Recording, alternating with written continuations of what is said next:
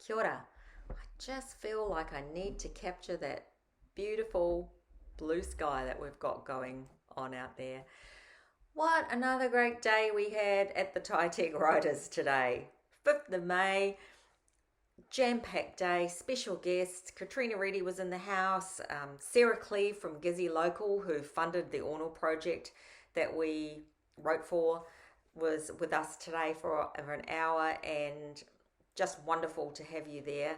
We also had a new student join us from Wellington via Zoom, so welcome April Nepia Sua to our writing group.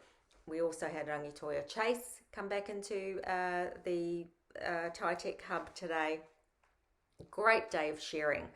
We kicked off with Trish Lambert giving us a bit of information on her gig that she is doing in the Hawke's Bay and how she prepares herself. And she gave us some really great tips.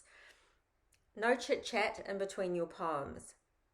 Time, before you go on stage, time it, practice it. Read your poem out loud, know how long you're taking. Make sure that you have a good legible copy of the work that you're going to read.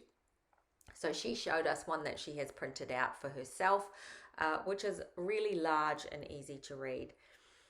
She also suggested to stand up so that you have good breath physiology, your diaphragm is working for you.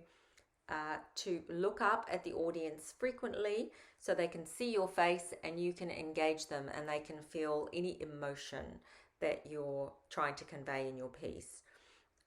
What else did we have?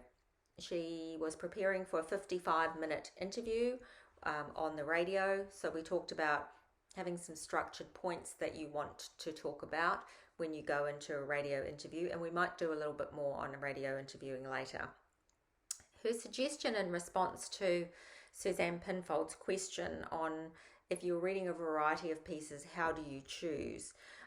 Trisha's advice was to choose something engaging at the beginning and to open, and maybe to try something uplifting at the end or something slightly humorous to leave everybody on and up. Another tip from her was wait until everyone is completely silent before you start your reading, and don't forget to take your pauses because the pauses highlight the words just as shadows highlight the light. Very poetic. One of my tips was if you're reading something humorous to remember to allow people time to have a chuckle in between before you go to the next line. I've also asked the wonderful Claire Morgan, who does have a background in theatre and who reads beautifully, if she will put together a class for us on public performance at some stage during our seasons. We also welcomed Tori, who was in for a business session, who is a young business entrepreneur and was seeing Polly, but she also sat in on part of our session. And welcome, Tori. It was lovely to have you with us because you do need to do a bit of writing in your small business. We then went into listening to a SoundCloud recording, which I will circulate because the sound wasn't great for everyone in the room, but a beautiful piece by local poet and writer Aaron Compton. He did a whole series with GizzyLocal on the object poetry.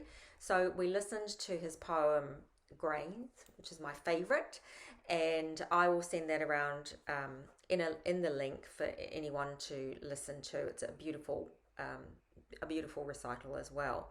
And the reason that we looked at that was there are many ways to convey your work, and traditional oral storytelling for Māori people is ingrained in who we are, and not everyone is set up to be a writer, and there are many ways that you convey your message now. You can do podcasts, you can do audiobooks, so definitely doing audio casting or any form of audio writing so people are listening instead of reading is an option. We then went into the basics of poetry, just going back to some of our roots on structured poetry. So we explored couplets, tercets, and quatrain today. We did a couple of exercises.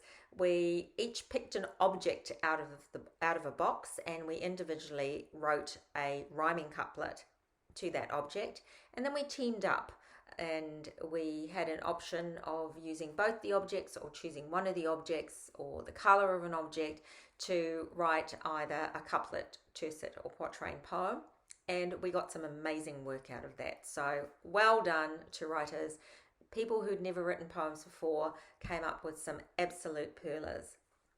So we have a lot going on every week. We had a nice share from Suzanne Pinfold of a poem that she wrote this week. And, we've got plenty to work on. We also discussed what we will call our book that we're going to publish with just our class at the end of the year for graduation. And there's many ideas, and we're taking ideas for that. So for anyone who's writing who wasn't at the class, if you want to have a look at your resource on couplets, tercets, and quatrain, I read a beautiful piece from Jessica Keast out of Kaitui Rāwhiti 1, which had both rhyming and non-rhyming quatrain. So find yourself a poetry book, have a little read, get inspired, and happy writing. Longer video than normal. Too much to talk about.